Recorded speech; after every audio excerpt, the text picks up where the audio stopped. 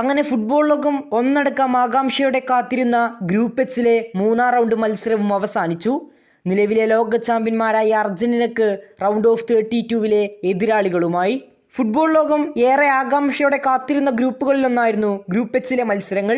സൗദിയും ഉറുഗ്വേയും കപ്വർദയും സ്പെയിനും അടങ്ങിയ ഗ്രൂപ്പിൽ ആരായിരിക്കും ലോക ചാമ്പ്യന്മാരുടെ എതിരാളികൾ എന്ന കാത്തിരിപ്പിന് വിരാമം. സ്പെയിനിനെയും ഉറുഗ്വേയെയും എല്ലാം വിറപ്പിച്ചുകൊണ്ട് ഗ്രൂപ്പ് റൗണ്ടിൽ ഒറ്റ തോൽവി പോലും ഏറ്റുവാങ്ങാതെ 3 സമനിലയുമായി 3 പോയിന്റോടെ കപ്വർദെ ഗ്രൂപ്പിൽ 2ാം സ്ഥാനക്കാരായി.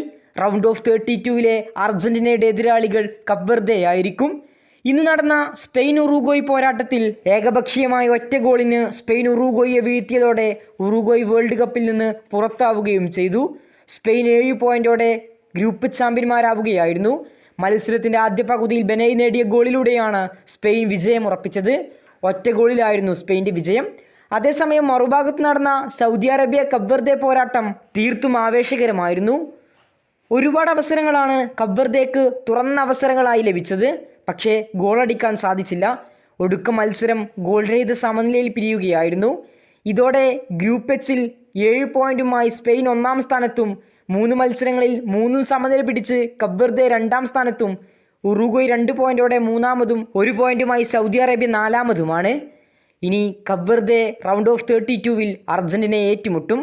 സ്പെയിനിനെയും ഉറുഗ്വേയെയും എല്ലാം വിറപ്പിച്ച കപ്വർദേക്ക് അർജന്റീനയെ വിറപ്പിക്കാനാകുമോ? ഫുട്ബോൾ ഹിസ്റ്ററിയിൽ ആദ്യമായി വേൾഡ് കപ്പ് കളിക്കുന്ന കൊച്ചു രാജ്യമാണ് റൗണ്ട് ഓഫ് 32 ടിക്കറ്റ് ഉറപ്പിച്ചത്.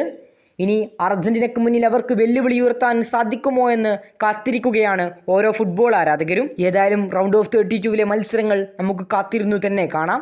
കൂടുതൽ ഫുട്ബോൾ വാർത്തകൾക്കും വേൾഡ് കപ്പ് വിശേഷങ്ങൾക്കും വേണ്ടി ഈ ചാനൽ സബ്സ്ക്രൈബ് ചെയ്യുക.